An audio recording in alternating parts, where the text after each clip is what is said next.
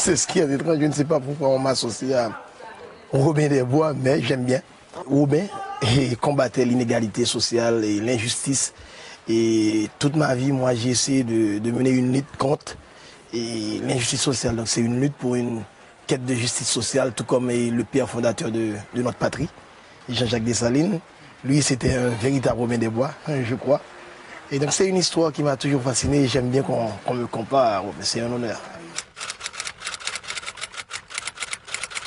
Comme on a osé attaquer M. Aristide et les intérêts autour de M. Aristide, donc c'est normal que certains disent à la radio ou même dans des journaux assez connus que Guy Philippe c'est un scélérat, c'est un drug dealer, c'est un terroriste, c'est normal. Et je ne m'attendais pas à ce qu'il m'appelle Jésus-Christ. Et je sais que c'est comme ça. Le Tché a dû payer le prix fort et Thomas Sankara a payé le prix fort. Donc tous ceux qui essaient de mener une lutte pour une certaine justice sociale finissent par être appelés terroristes, drug dealers ou autres. On voulait une certaine justice sociale, on voulait une réconciliation nationale. Moi, je me suis mis dans la bataille pour une réconciliation nationale. Et certains croient que je suis contre la Valace. Je ne suis pas contre la Valace. Je ne suis pas du Valéry, je ne suis pas contre la Valace. Je suis pour une Haïti unie. Et je crois qu'en 2003-2004, avec le départ de M. Aristide, c'est ce qu'on allait avoir. Mais malheureusement, encore une fois, la bourgeoisie corrompue, l'élite intellectuelle pourrie, excusez-moi l'expression, c'est ça. Et se sont mis du côté de l'ambassade américaine. Ils ont mis sur pied une organisation bidon qui s'appelle Conseil des Sages. Ils ont fait venir de l'étranger M. Ella Tortue qui ne connaissait rien des réalités du pays. Et ils ont violé la loi, mais ils parlent tout le temps d'état de droit. Ils ont violé la constitution de notre pays, mais c'est eux, symbole de la démocratie. C'est ce qui dérange. Et malheureusement, moi, je dis toujours la vérité. Et c'est pourquoi j'aurai toujours des ennuis. Je tiens à me présenter, j'aimerais me présenter pour les sénatoriales de cette année. Je me présenterai sûrement. Je dois vous dire que ce n'est pas le passé récent. Et je ne suis pas l'influence de ce passé récent, sinon c'est toute ma vie. Et j'ai lu et j'aime lire. Et j'ai lu quelqu'un comme Jean-Jacques Rousseau, je crois que c'est lui qui m'a le plus frappé. Et Jean-Jacques Rousseau, et surtout, j'ai lu La Bruyère qui a dit une fois, parfois on devrait avoir honte d'être heureux parmi tant de misère. Et ce sont ces choses-là, je crois que dès mon adolescence, ces choses-là m'ont frappé. Et j'ai voulu toujours consacrer ma vie à quelque chose qui soit plus grand que mon bonheur personnel. Donc ne vous en faites pas, je sais que c'est pas facile, je sais que c'est difficile, mais je suis prêt à faire le sacrifice ultime si c'est nécessaire. Je crois que nous autres, après 20 ans de lutte contre les Duvalier, et c'est vrai que on ne peut pas changer un modèle ancien du jour au lendemain, un modèle de société du jour au lendemain, mais c'est aussi vrai qu'on attend trop. Et c'est vrai que l'histoire est parfois trébuche, balbutie. Mais je crois qu'il est grand temps qu'on puisse trouver notre route. Mais ce qu'on aimerait, et le grand problème, c'est que l'Amérique, surtout les États-Unis, veulent se faire passer pour un exemple. Non, l'Amérique ne peut pas être un modèle exemplaire.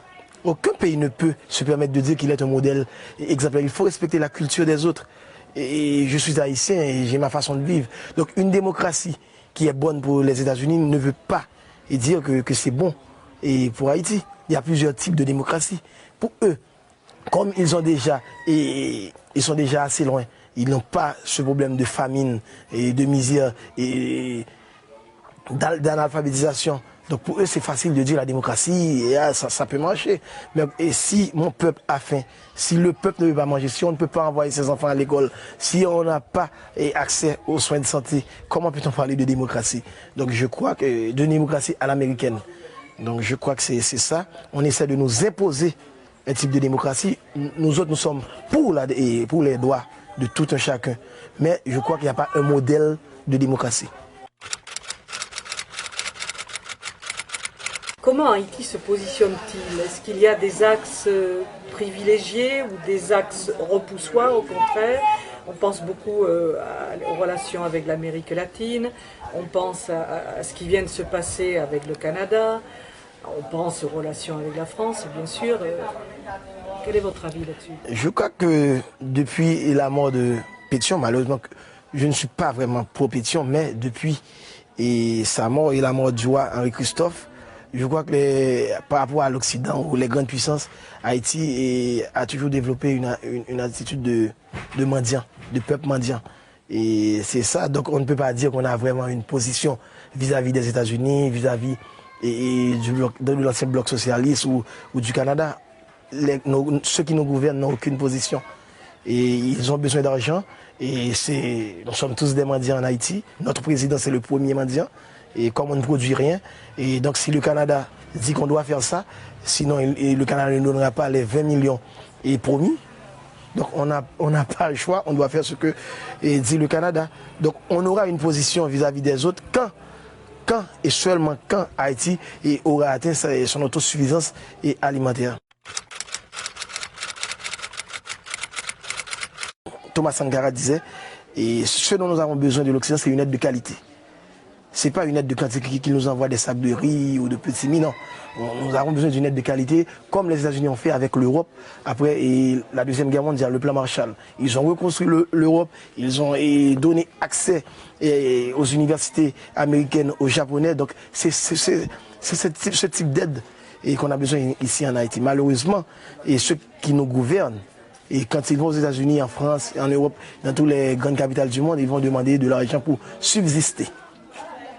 Et donc je crois que c'est ça notre grand problème. Et on trouvera notre position. On trouvera notre position. Et je suis sûr, je suis convaincu qu'un jour Haïti sera un grand pays. Et ne vous étonnez pas, il y a pas mal d'Haïtiens qui sont prêts à donner leur vie pour que ça puisse arriver un jour. Je vais vous dire un petit secret. Si vous voyez que dans un pays il y a beaucoup d'ONG, c'est que ça ne marche pas et ça ne marchera pas. Ça ne marchera pas. Les ONG ne sont pas ici pour nous aider en réalité. Bon, peut-être que certains qui travaillent dans les ONG sont de bonne conscience, mais ils veulent vraiment aider. Mais ceux qui décident, ceux qui pensent pour les ONG ne veulent pas vraiment qu'on sorte de cette misère. Sinon, on aurait pu avoir une aide de qualité. Plus de 2 milliards de dollars de 2010 à nos jours ont déjà été débloqués. Qu'est-ce qu'on a fait avec tant d'argent? Est-ce que vous avez vu une bonne route pour venir dans la Grand'Anse? Des universités, des infrastructures où on peut recevoir des touristes? Rien de durable. Les ONG sont là pour nous maintenir en vie, mais ils ne veulent pas que nous atteignions notre autosuffisance, notre dépendance, notre indépendance économique. Est-ce qu'on peut dire que la misère, finalement, est le gagne-pain de beaucoup d'ONG? Les ONG, c'est ce qu'ils font ici, c'est ce qu'ils veulent faire comprendre à d'autres qu'ils sont là pour aider, mais en fait, c'est pas vrai. Tout le monde sait que c'est pas vrai. Et vous avez vu comme M. Kagame a dû faire pour essayer d'aider le Rwanda, et vous avez vu comment Chavez a dû faire pour essayer d'aider les Vénézuéliens. Le jour où un gouvernement voudra qu'on ait une Haïti meilleure, vous verrez qu'il n'y aura pas beaucoup d'ONG, 2, 3 ou 4. Mais pourquoi avoir des milliers et des milliers d'ONG? Chacun fait ce qu'il veut. Le Canada te promet 20 millions de dollars. Donc le Canada envoie des ONG canadiens pour reprendre les 20 millions et rentrer au Canada. Les Américains font de même. Et ça, c'est pas une aide.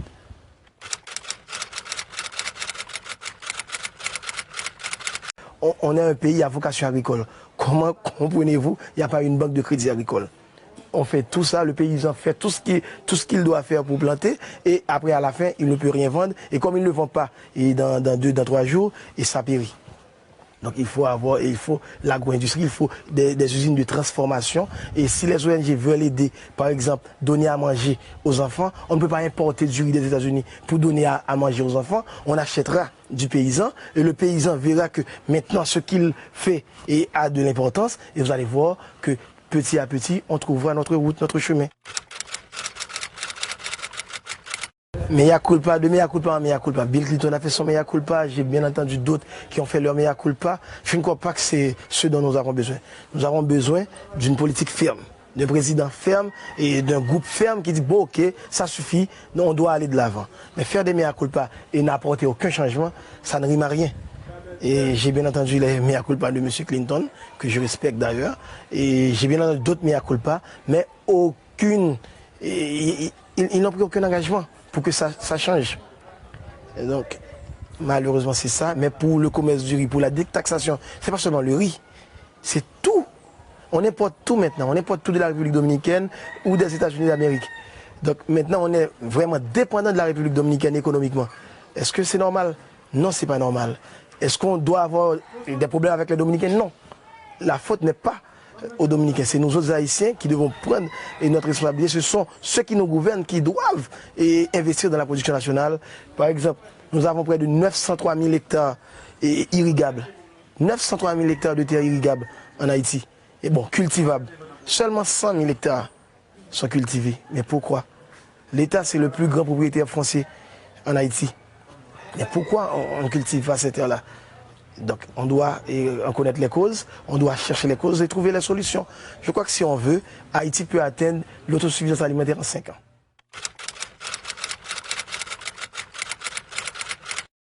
Encore une fois, c'est l'irresponsabilité de l'État. L'État n'est pas responsable.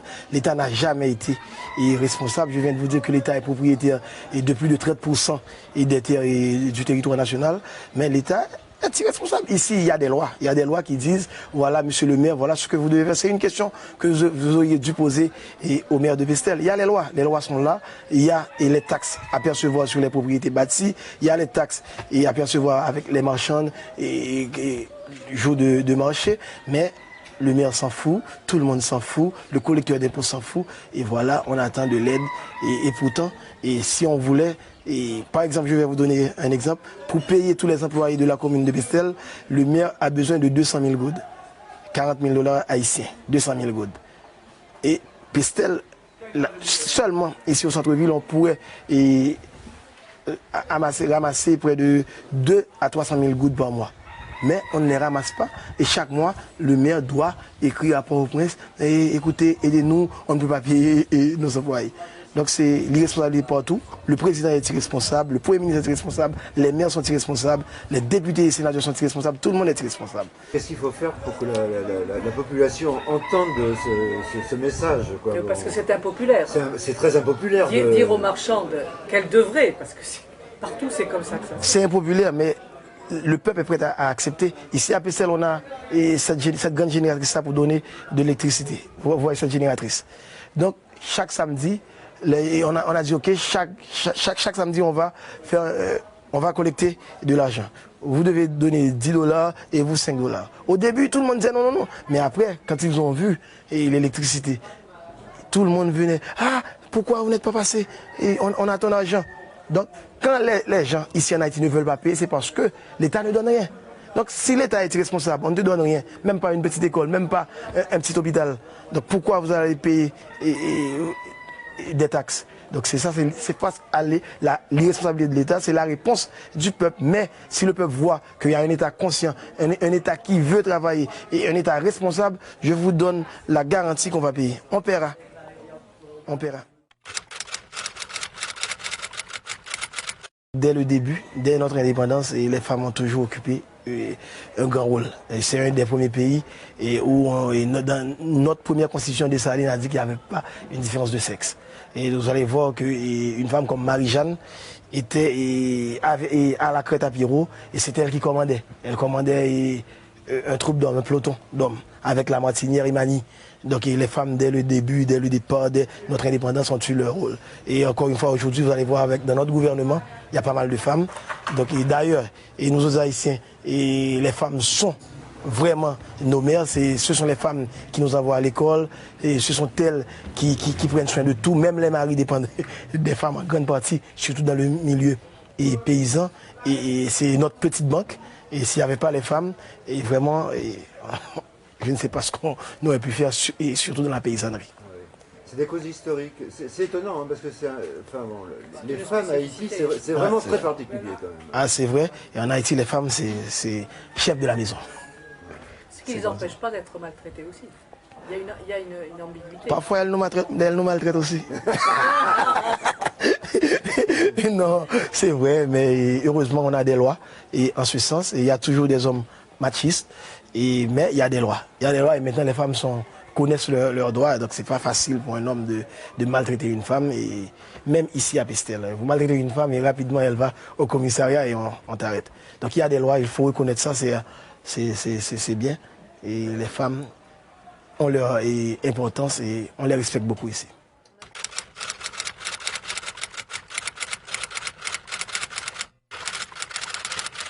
Alors là, j'ai une idée qui me vient par la tête parce que je vois passer un préservatif qui sert de ballon. Il y en a eu beaucoup hier. Mais il y a quand même un problème là. Ça nous a amusés, bien sûr. Mais peut-être, là, j'y pensais pas, mais là, c'est en voyant ce beau ballon qui vole bien que je pose ce problème de la sexualité un peu débridée en Haïti, ce qui serait sympathique, ma foi, si ça n'avait pas aussi des conséquences dramatiques. Donc, il faut reconnaître qu'ici, à Pestel, et dans la Grandance, ils ont mené une bonne campagne contre le sida. Donc c'est pour ça que vous voyez tout le monde à son préservatif, même les enfants. Mais ce n'est pas un secret qu'ici à Pestel et dans toutes les grandes villes du pays, que ce soit Saint-Marc ou les Cailles, et les enfants ont leur premier rapport sexuel dès 10 ans, plus ou moins. Et ici à Pestel, c'est scandaleux et il y a des enfants de 11 ou de 12 ans qui vivent avec des hommes et leurs parents sont d'accord et on ne peut rien faire. Si je vais dire, ah non, et madame, vous ne pouvez pas donner votre fille de 13 ans et à quelqu'un, il va me dire, ah, tu vas en prendre soin. Donc c'est comme ça, donc je crois que c'est la misère, et c'est lié à la misère, malheureusement l'État condamne ça, les lois de la République condamnent ça, mais si vous allez chez un juge ou quelqu'un, et les parents vont dire, il n'y a rien, c'est pas vrai, et c'est quelqu'un qui travaille avec monsieur, donc c'est comme ça qu'il y a une certaine tolérance, mais c'est à cause de la misère. Donc c'est tant de problèmes qu'il faut résoudre, mais on ne peut rien résoudre si on atteint, parce que si nous n'avons pas cette autosuffisance alimentaire, si nous ne pouvons pas donner à manger à notre peuple, il n'y a rien qu'on puisse faire. Je crois qu'on devrait avoir peur de moi. Mais ceux qui devraient avoir peur de moi, ce sont les ennemis de la nation. S'ils ont peur de moi, ils ont raison. Parce que je vous ai dit tantôt que je suis prêt à donner ma vie pour Haïti. D'ailleurs, je l'ai déjà prouvé et je peux le faire encore si c'est nécessaire. Pour mon pays, je ferai n'importe quoi. Donc il n'y a que les délinquants, il n'y a que ceux qui veulent vendre la souveraineté de mon pays. Il n'y a que les grands dirigeants corrompus qui doivent avoir peur de moi. Mais sinon, et je suis là, je suis avec tous les enfants, vous pouvez voir, et tout le monde est mon ami. Je n'ai d'ennemis que ceux de la nation.